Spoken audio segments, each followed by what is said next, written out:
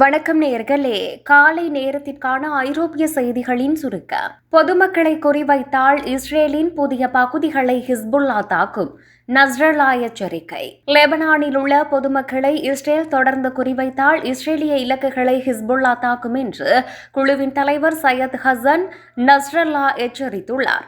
சமீபத்திய நாட்களில் லெபனானில் கொல்லப்பட்ட போராளிகள் அல்லாதவர்களின் எண்ணிக்கையில் அதிகரிப்பு ஏற்பட்டுள்ளதாக அவர் குறிப்பிட்டுள்ளார். உக்ரைனுக்கான புதிய உயர் அதிகாரியை நியமித்த நேட்டோ. ரஷ்யாவின் படையெடுப்பை எதிர்த்து போராடும் உக்ரைனுக்கு ஆதரவு தீவிரப்படுத்தப்பட உள்ளது. இதற்கமைவாக உக்ரைனில் கூட்டணியின் பணியை வழிநடத்த ஒரு மூத்த அதிகாரியை நியமித்துள்ளதாக நேட்டோ அறிவித்துள்ளது. நேட்டோவில் மூத்த பதவிகளை வகித்த பிரிட்டிஷ் அதிகாரியான பேட்ரிக் டர்னர் உக்ரைனில் கூட்டணியின் மூத்த பிரதிநிதியாக பணியாற்றுவார் என்று பொதுச் செயலாளர் ஜென் ஸ்டோல்டன்பர்க் கூறினார். உக்ரைனில் உள்ள மேற்குலக நாடுகளின் ஆயுத கிடங்கை தாக்கி அழித்த ரஷ்யா. உக்ரைனின் ஆயுத கிடங்குகள் மீது ரஷ்யா அதிபயங்கர குண்டுகளை வீசி தாக்குதல் நடத்தியதாக சர்வதேச ஊடகங்கள் செய்தி வெளியிட்டுள்ளன. உக்ரைன் ரஷ்யா போர் நடவடிக்கையில் உக்ரைனுக்கு தொடர்ந்து ஆதரவு வழங்குவதாக நேட்டோ வாஷிங்டனில் நடைபெற்ற உச்சிமாநாட்டில் அறிவித்துள்ளது. இதனையடுத்து உக்ரைன் மீதான தாக்குதலை ரஷ்யா அதிகரித்துள்ள நிலையில் உக்ரைனின் ஆயுத கிடங்குகளை குறிவைத்து ரஷ்யா தாக்குதல் நடத்தி வருகிறது. 35 ஐரோப்பிய நாடுகளுக்கு 90 நாள் விசா இல்லாத நுழைவை அறிமுகப்படுத்தும் பெலாரஸ். பாரம்பரியமாக ரஷ்யாவின் நெருங்கிய நட்பு நாடான பெலாரஸ் 35 ஐரோப்பிய நாடுகளின் குடிமக்களுக்கு 90 நாள் விசா இல்லாத நுழைவை அறிமுகப்படுத்தப் போவதாக அறிவித்துள்ளது. புதிய கொள்கை வெள்ளிக்கிழமை முதல் நடைமுறைக்கு வரும் என்று தேசிய எல்லை சேவை ஒரு அறிக்கையில் தெரிவித்துள்ளது.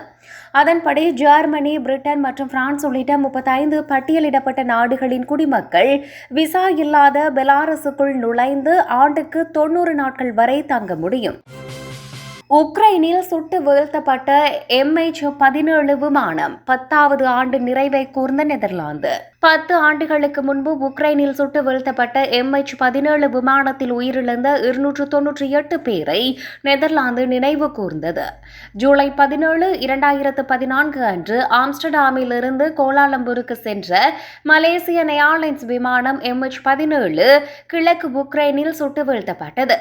196 டச்சு குடிமக்கள் உட்பட அனைத்து 283 பயணிகள் மற்றும் 15 பணியாளர்கள் கொல்லப்பட்டனர்.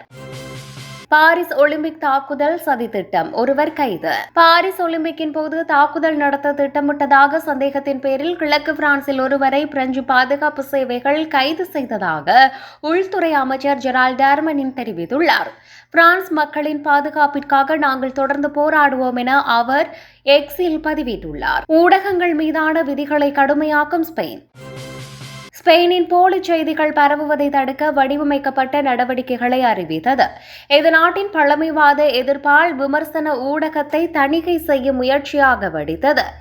ஊடக சுதந்திரம் மற்றும் தீங்கு விளைவிக்கும் அல்லது தவறாக வழிநடத்தும் உள்ளடக்கம் பற்றிய விவாதம் ஐரோப்பிய பாராளுமன்ற தேர்தல் மற்றும் ஐரோப்பா, இந்தியா மற்றும் அமெரிக்காவில் உள்ள பிற தேர்தல்களுடன் தீவிரமடைந்துள்ள நேரத்தில் இந்த முன்மொழிவு வந்துள்ளது.